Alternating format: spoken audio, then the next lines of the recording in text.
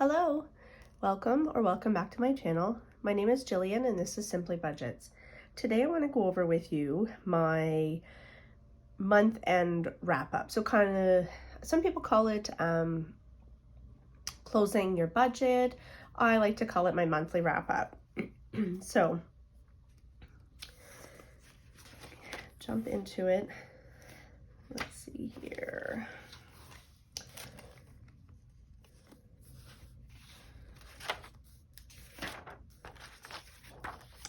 So at the beginning of the month, I sat down and did my monthly budget overview, and I estimated what I thought I was going to get for income from each paycheck, and I wrote it in, and then I wrote in all of the bills.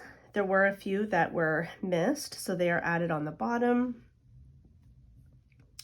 What we were hoping to make for debt payments, and then what each of our what are listed as sinking funds. So everything up to vehicle maintenance, I consider our weekly expenses. So things like groceries, gas, pet care, those sort of things. And then vehicle maintenance down would be the traditional sinking funds, and then our savings challenges.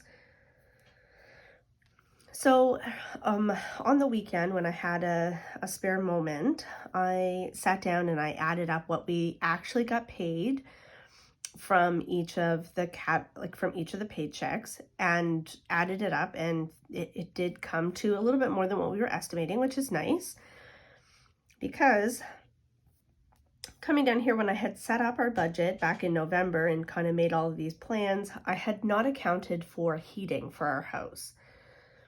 We hadn't started using oil yet at this point, and I had no idea what it was going to cost for oil prices this winter, and let me tell you, it's more expensive this year than it was last year. I think we're paying double each month what we were paying last month in oil.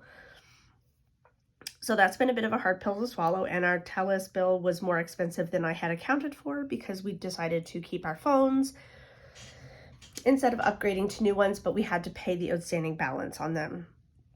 So there were a few unexpected costs that hadn't been accounted for, so that meant that we did pay more on debt than we had been anticipating, which is good, but some of these categories did not get their full amounts this month, which is okay. These are the fluid ones. These are the fixed amounts. These are fluid. So I'm okay that some of them didn't make their full amount. And we'll just have to make up for that on months when, after we're done paying for oil, or the months that sometimes there's a little bit more coming in. And then we're about $200 less on our savings challenges than we expected, but that's okay because these savings challenges are going towards, the monthly challenge was going to go towards extra debt, but I'll explain in a minute that it's not actually going there. And the other savings is for our emergency fund. So we had a buffer of $1,000 in our account, thankfully. So when I added everything up, we overspent on our bills and expenses by a significant amount, which meant that we overshot our budget by $665.27. So thankfully, like I said, I had been saving up for a couple months at the end of the year last year. So October and November, I saved up and had a $1,000 buffer saved for our checking account, and that saved us because we didn't have to pull from anywhere else. We used the buffer. So what I'm going to do is use money from the monthly challenge, and then there's a $5 and a $10 challenge that has some money in it. I'm going to probably close those out, or take enough out of it to replenish that $1,000 buffer, because I really feel that that's important to maintain that buffer for instances when our oil, or there's an unexpected cost that we hadn't accounted for in the budget comes up, that it's not going to break us. So that's where we're at now. So we spend about $233 extra on debt, which is good. our bills, I had only accounted for $3,828.50, and we actually spent $5,091.09 on expenses, and then sinking funds, we put less into them than we had actually accounted for. So a few, and I know that this doesn't add up to that difference. So some of the other areas we went over in our budget was our groceries. We were over on our grocery budget by $186.33. We also were over on our gas by $325 because we've had some tire issues with my car. So that meant we've been driving our van more, and it's harder on fuel. So the gas that we had accounted for in the month was really only enough to put gas in my car for one of us to be driving full time. But because we took the van, we ended up spending $25 more there than we had been anticipating.